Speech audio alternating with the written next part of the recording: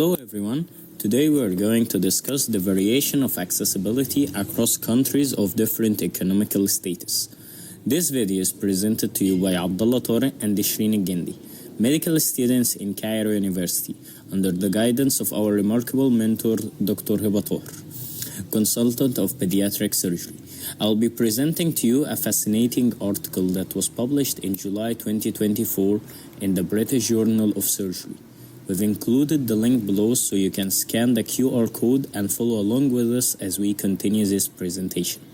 Technological advancements play a crucial role in improving healthcare quality and safety, especially in surgical procedures. For patients with inguinal hernia, the introduction of mesh and minimally invasive techniques has significantly enhanced outcomes, with mesh proving its effectiveness due to many reasons that we are going to discuss in detail later on in the video. This is a multi-center prospective cohort study conducted across 83 countries.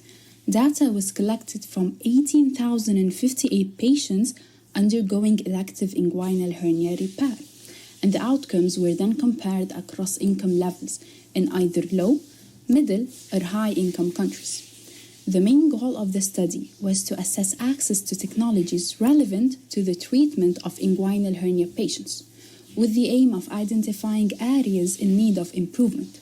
Specifically, the primary objective was to evaluate the use of mesh in elective inguinal hernia surgeries and the factors influencing its use.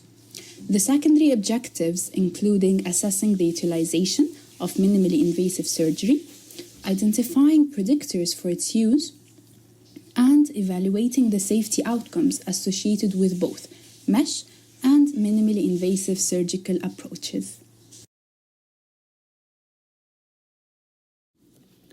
An inclusion and exclusion criteria was followed for this study.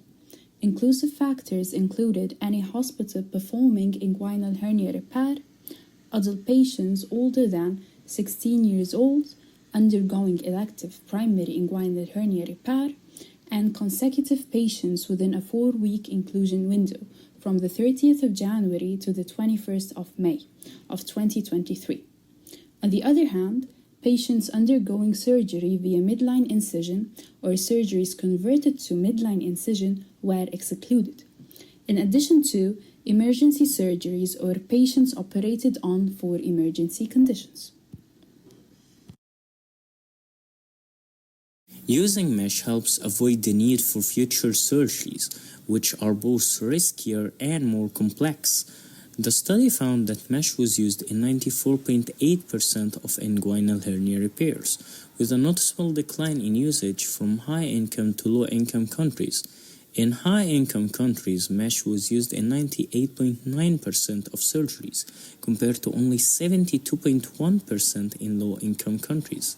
This consistent use of mesh in high-income regions reflects better access to resources, training, and technology, whereas the lower use in low-income countries indicates a need for improved supply chains, reduced costs, and better training programs to increase the availability of mesh technology.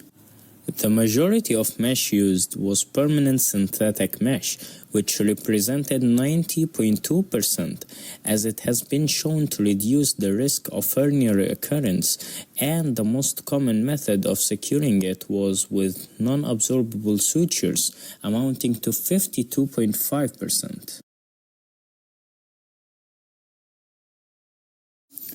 The use of minimally invasive surgery was much less common than mesh use, with only 24.8% of patients undergoing this approach. Again, there was a significant gap between high-income countries and low-income ones.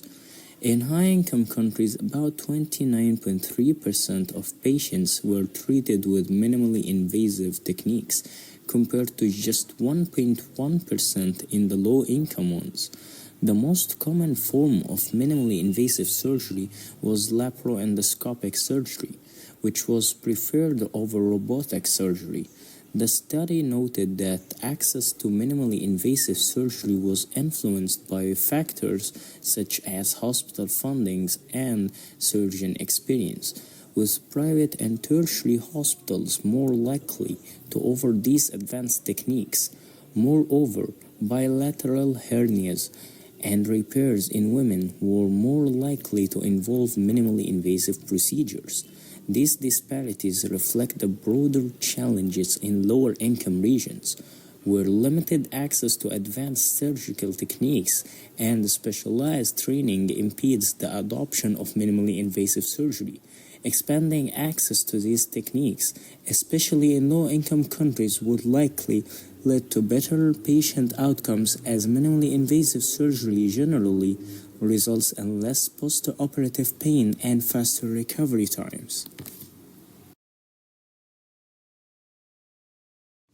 The overall rate of post-operative complications in the study was 13.7%, with most complications classified as minor according to the Clavien-Dindo grades 1 and 2. The data showed that complications represented 11.3% in patients who underwent minimally invasive surgeries, which is slightly less common compared to the 13.7% who had open surgery. The infections of surgical sites after open surgery were estimated to be 3.6%, which is almost triple the infection rate after minimal invasive surgeries, which was 1.3%. Similarly, patients who had mesh repairs had a complication rate of 13.1%, while those who did not use mesh experienced a slightly higher complication rate, equal to 13.6%. Interestingly, the study noted that surgical site infections were more frequent in non-mesh repairs and amounted to 4.8%, compared to 2.9% of mesh repairs. Additionally, reoperation rates were found to be higher for non-mesh repairs by 0.3%. This suggests that the use of mesh and minimally invasive techniques may not only reduce recurrence rates, but also lower the likelihood of post-operative complications. However, access to these technologies remains a critical issue, as lower-income countries continue to face higher rates of complications due to less frequent use of mesh and minimally invasive surgery. The main finding of the study is the significant lack of access to mesh in low and middle income countries, which was evident in both open and minimally invasive hernia repairs. The lower use of mesh in these regions highlight disparities in the access to this important technology. Additionally, the study showed a low global use of minimally invasive surgery for inguinal hernia repair, with less than 25% of all patients receiving this technique.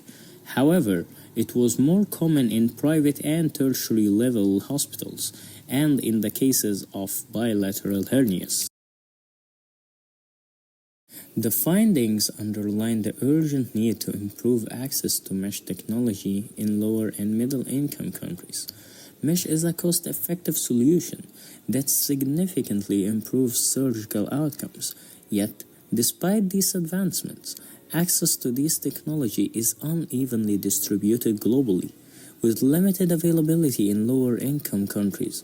In these regions, the burden of inguinal hernias is higher, but barriers such as cost, distribution issues, and insufficient training prevent widespread adoption. Expanding the use of mesh should be a priority in improving global surgical outcomes. Furthermore, the low use of minimally invasive surgery suggests the need for more training programs and better surgical infrastructure. If you enjoyed the video, don't forget to hit the like button, share it with a friend, and subscribe to our channel, Intuitive Surgeon. Thank you for watching.